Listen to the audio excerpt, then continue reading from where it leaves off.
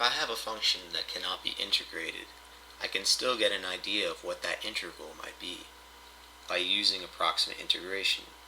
Approximate integration is the same thing that people were doing before they learned about taking the Riemann sum as n goes to infinity. They were just finding the areas of individual rectangles. They took the curve, divided it into n pieces, and then added all of the areas of the rectangles together. That's an approximate integration. And for the midpoint rule, I don't use left and right endpoints for the rectangles. I take two x points and then I just divide them in two, and I use that point for the height.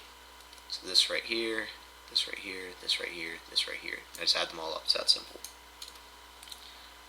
Now there are other techniques for finding approximate integration, and the most significant one is Simpsons Rule.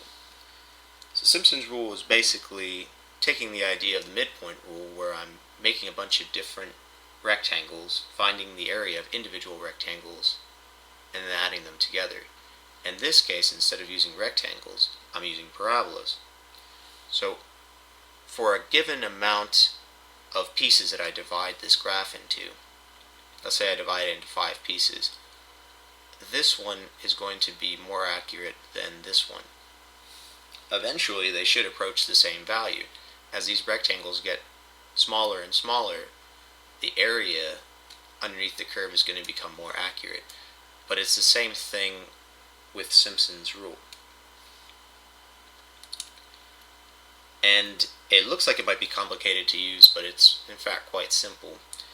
It's delta x divided by 3 multiplied by f of x0 plus 4 f of x1 plus 2 f of x2, and then it just alternates 4, 2, 4, 2, 4, 2, all the way until it gets to the last point, xn, where it's just f of xn. And the only thing to remember for Simpsons Rule is that when I divide this into pieces, n should be an even number. Besides that, that's all there is to it. And there are other rules as well, but they're not really worth learning. As I said, there were the left and right endpoint rectangles, but they're not as accurate as a midpoint, so there's not much point in using them. There's also the Trapezoid Rule, which this book goes over, but why am I going to use the Trapezoid Rule if I can use Simpsons Rule? I don't know. But you can kind of tell that a book is pretty antiquated when they have Simpsons Rule and stuff like that in here. Because for a computer, it doesn't really matter if it's Simpsons Rule or the Midpoint Rule, because it's going to divide this into a trillion rectangles in less than a second. And they approach the same value. So it's not really important to people in this time period and going forward. But a long time ago, if someone needed to get an accurate estimation of the area, then they really would need Simpsons Rule, because to get the same amount of accuracy for, let's say, the midpoint rule, you might have to do, I don't know, let's just say 100 rectangles.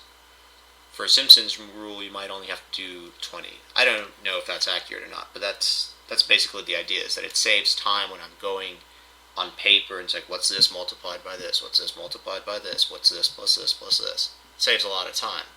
So from that perspective it makes sense, but in this time period it doesn't make much sense. But still, just interesting to know that, or it's good to know that approximate integration is available to you if a function is not able to be integrated. But you'll probably be using a computer, so don't really spend too much time. Just know the idea.